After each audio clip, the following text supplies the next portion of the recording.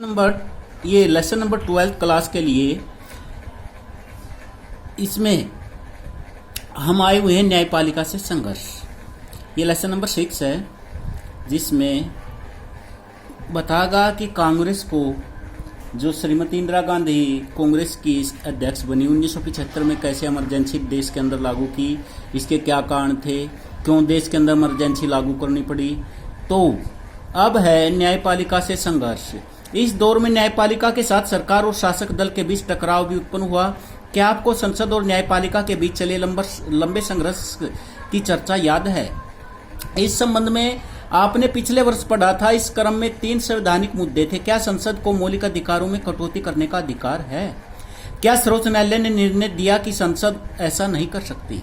दूसरा यह है कि संसद द्वारा संविधान में संशोधन करने की संपत्ति के अधिकार में काट-छांट किया जा सकता है।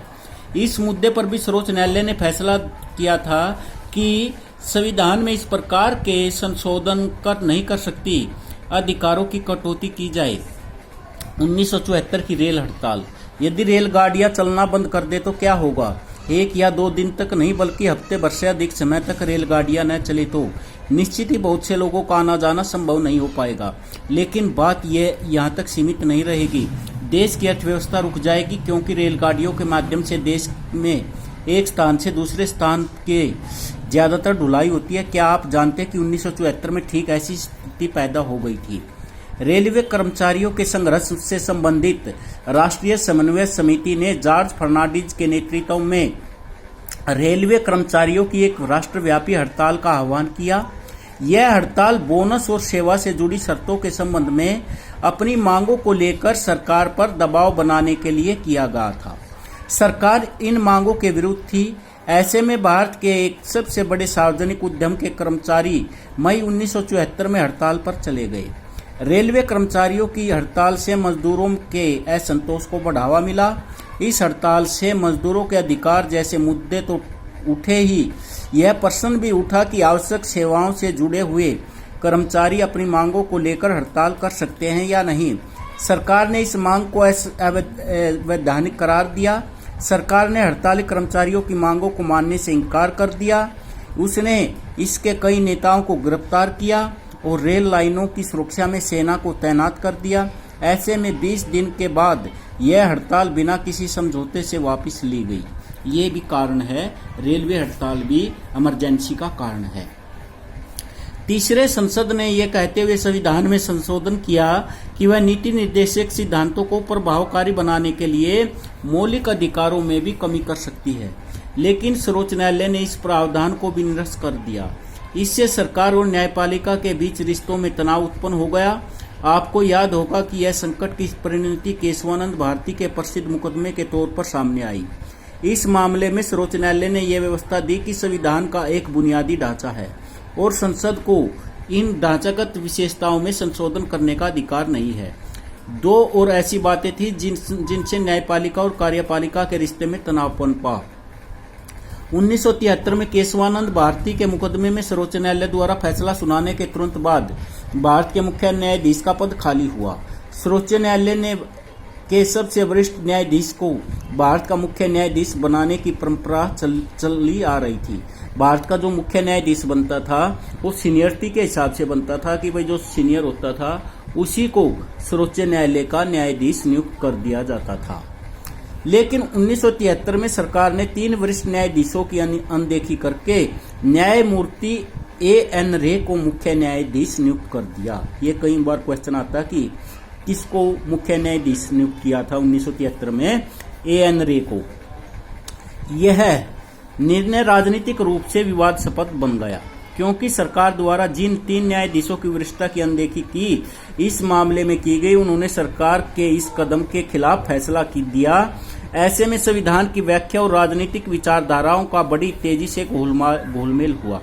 प्रधानमंत्री के नजदीक लोग एक ऐसी प्रतिबद्ध न्यायपालिका तथा नौकरशाही की आवश्यकता के बारे में बात करने लगे जो विधायिका और कार्यपालिका की सोच के मुताबिक आचरण करे। इस तनाव का चरम बिंदु तब आया जब एक उच्च न्यायालय ने इंदिरा गांधी के निर्वाचन को अवैध घोषित कर दिया। आपातकाल की घोषणा। 12 जून 1975 के दिन जगमोहन लाल सिन्हा, जो इलाहाबाद उच्च न्यायालय के न्यायाधीश थे, उन्होंने एक फैसला सुनाया। इस फैसले में उन्होंने लोकसभा के लिए इंदिरा गांधी के निर्वाचन को अवैधानिक करार दिया। न्यायमूर्ति का यह फैसला समाजवादी नेता राजनारायण द्वारा दायर एक चुनाव याचिका के मामले में सुना गया था। राजनारायण इंदिरा गांधी के खिलाफ 1971 के उम्मीदवार के तौर पर चुनाव में खड़े थे। याचिका में इंदिरा गांधी के निर्वाचन को चुनौती देते हुए ये तर्क दिया कि उन्होंने चुनाव प्रचार में सरकारी कर्मचारियों की सेवाओं का इस्तेमाल किया था। उच्च न्यायालय में इस फैसले का अर्थ यह था कि कानूनन अब इंदिरा गांधी सांसद नहीं रही और यदि आगामी 6 माह के फिर से सांसद निर्वाचित नहीं होती तो प्रधानमंत्री के पद पर बनी नहीं रह सकती। 24 जून 1975 को सर्वोच्च न्यायालय ने उच्च न्यायालय के इस फैसले पर आंशिक स्थगनादेश सुनाते हुए कहा कि जब तक इस फैसले को लेकर की गई अपील की सुनवाई नहीं होती तब तक इंदिरा गांधी सांसद बने रहेगी, परंतु अब वे लोकसभा की कार्रवाई में भाग नहीं ले सकती। संकट और सरकार का फैसला। एक बड़ी राजनीतिक लड़ाई के लिए अब मैदान बिल्कुल तैयार हो चुका था। जयप्रकाश नारायण के नेतृत्व में विपक्षी पार्टियों ने इंदिरा गांधी के इस्तीफे के लिए बड़ा दबाव डाला। इन पार्टियों ने 25 जून 1975 को दिल्ली के रामलीला मैदान में एक विशाल प्रदर्शन किया। इस प्रदर्शन में जयप्रकाश नारायण ने इंदिरा गांधी के इस्तीफे की मांग करते हुए राष्ट्रव्यापी सत्याग्रह की घोषणा की। जेपी ने सेना, पुलिस तथा सरकारी कर्मचारियों को आह्वान किया कि वे सरकार के अनैतिक तथा अवैधानिक आदेशों का पालन नहीं करें।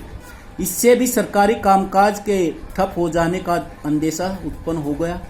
देश का राजनीतिक मिजाज अब पहले से कहीं अधिक कांग्रेस के विरुद्ध हो गया। कांग्रेस ने इन घटनाओं को देखते हुए इसके जवाब में आपातकाल की घोषणा कर दी। 25 जून 1975 के दिन सरकार ने घोषणा की। ये 25 जून 1975 इम्पोर्टेंट है कि भाई आपातकाल की घोषणा कब हुई? 25 जून 1975 को।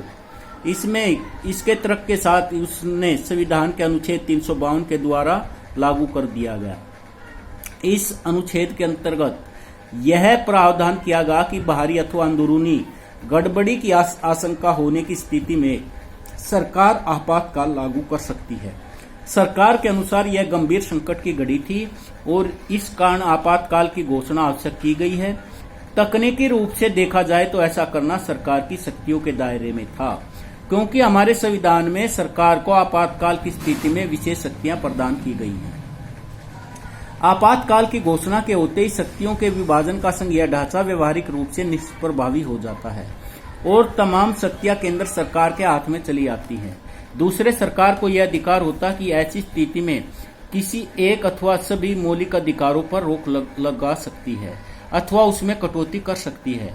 संविधान के प्रावधान में उल्लेखित शब्दों में यह साफ हो जाता है कि आपातकाल को वहां एक बहुत ही असाधारण स्थिति के तौर पर देखा गया है, जब सामान्य लोकतांत्रिक राजनीति के कामकाज नहीं किए जा सकते। इसी वजह से सरकार को आपातकाल की स्थिति में विशेष शक्तियां प्रदान की गई। 25 जून 1975 की रात में तत्कालीन प्रधानमंत्री इंदिरा गांधी ने राष्ट्रपति फखरुद्दीन अली अहमद के आपातकाल लागू करने की सिफारिश की। इसमें राष्ट्रपति ने तुरंत यह घोषणा कर दी कि यह उद्घोषणा होते ही तमाम अखबारों के दफ्तर की बिजली काट दी गई।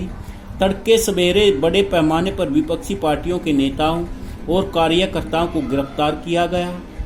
26 जून को सुबह 6 बजे तक एक विशेष बैठक बुलाई गई।